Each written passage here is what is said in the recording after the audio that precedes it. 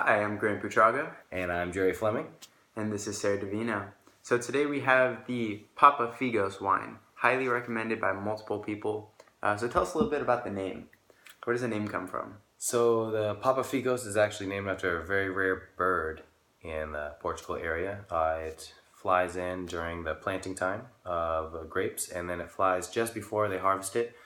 The male has some spectacular gold feathers, which is why they give it its name. It's just a wonderfully voluminous wine. It has great depth in its flavor and is wonderful. Yeah, as you can tell, we've already broken into it a little bit. Yeah, if you can't tell by that, we have tasted it a little bit before. Enjoyed it. Yeah, so exactly. So the only way to enjoy this one is aerated. I can see right here, I haven't actually looked at it before this right now, there is definitely a lot of sugar around the edges right here. So we're going to be filtering this one out. The tannins are very prevalent in this one just because of the technique in which they, ferment this one. Cold stabilized, fermentation is usually a process that it goes through, but with this one it's more natural apparently. We're not sure exactly what the cold stabilized, what What the difference is between the normal process. But I mean, that's something we can look into and talk about more in depth in the future. Exactly. There's so some room for improvement. What we got from it, that's basically our tasting and our own experiences from the other wines we've tasted, is that this one basically has more natural technique with fermentation. So I think, if I were to guess, it was cooled down or kept at a very consistent temperature as opposed to being in oak barrels. That's my guess, if I were to do it, because it has a very oaky flavor, or smell to it. Well, flavor too, because I've been tasting it. This is my first impression. Fortunately, we weren't able to do that. Everyone wanted to get this bottle so bad in our hostel that we had to open it up before it was taken. Yeah, exactly. Someone was gonna take it before. It is. Yeah, you definitely can get like a black cherry aroma from it. You get that too? Yeah, absolutely.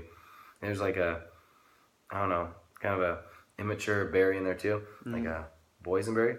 Yeah, boysenberry. That sounds right. Yeah, it's like I mean, it could be I don't know, a raspberry maybe too. I definitely smell a boysenberry flavor, and like I said with the oak barrels, you do get a little bit of a oakiness when you even taste like the smell. I don't know. For me, it's hard to sense oakiness when you're smelling it strictly, but when you taste it, you kind of get that little aftertaste of woody. It's, I don't know, it's hard to explain unless you taste it. Yeah, a little bit of a fun fact. Some of the nicer wines, most of the nicer wines are aged in oak barrels, and they actually have a process.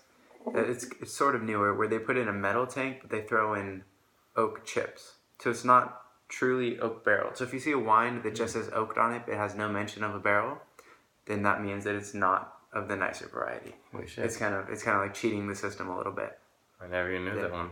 Yeah. Yeah. And I knew that they do that with tannins though. Really? They do that tannins is like a kind of a sappy thing. I didn't know they do it with the oak though. Yeah, they do. It's kind of newer, but it's kind of a way to cheat the system, mark up prices a little bit, so keep your eye out for that. And also watch out for reserve. I think we mentioned on another video. If it says reserve, whatever, don't just assume it's like the better quality.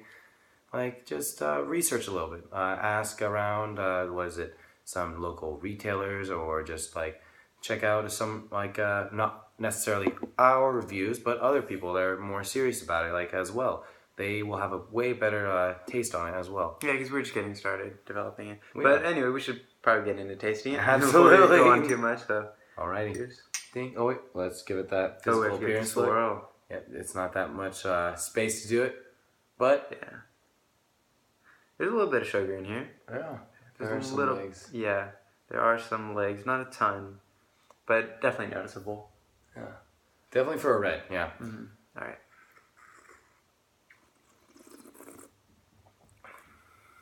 That is strong.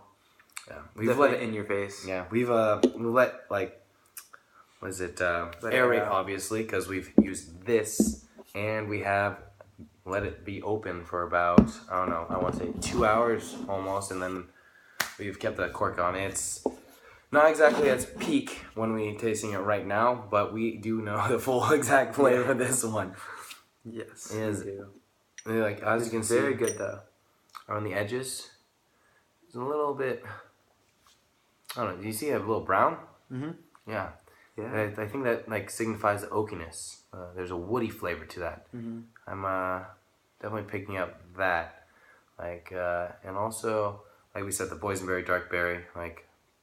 Yeah, you definitely can get those scents in there. Very complex flavor. There's a lot to it. It's really buttery. I don't know. That's what I used before to describe it when we're talking about it. It's a little bit. It's smooth. I don't know. It's definitely like almost like a port. I want to say it's not quite sugary, but it's just like that smoothness that you require when you're like drinking a dessert or after dinner wine. It's something you want. It's what you find a lot in Portuguese wines. I think you've noticed too. Yeah, they're very famous for that. Obviously with the port wines, and even the dinner wines are a lot like that. But yeah, I mean overall, I'd say it's a very good wine. absolutely. You can definitely understand why it's so highly recommended. So it's Papa Figos 2016, I believe. Tinto Vinto. This is my favorite one. I'm ready to declare right now. Like for so far the trip, it was highly recommended by absolutely everyone we came across. Even when we were in line purchasing it, one lady actually came up to us and like complimented us on our choice. She said, "Very nice. I love wine, and that's one of my favorites." And we actually got a recommendation from someone before on that. Yeah, at the hostel. And as we were getting the bottle, there's a few other people that were getting the same bottle. All right. So very, very popular. Made it easy for us to find it, actually, because of that. We were looking for it for a split second. We're like, where are the Papa Figos? And then we literally saw a lady picking it up right off the shelf. And we're like, that's the one we need, isn't it? Alrighty. So we definitely... I think we can agree this is one of our favorite ones of the trip so far. Only number 9, so I'm looking forward to the next 91. So stay tuned and we'll keep you posted. Thank you so much for watching.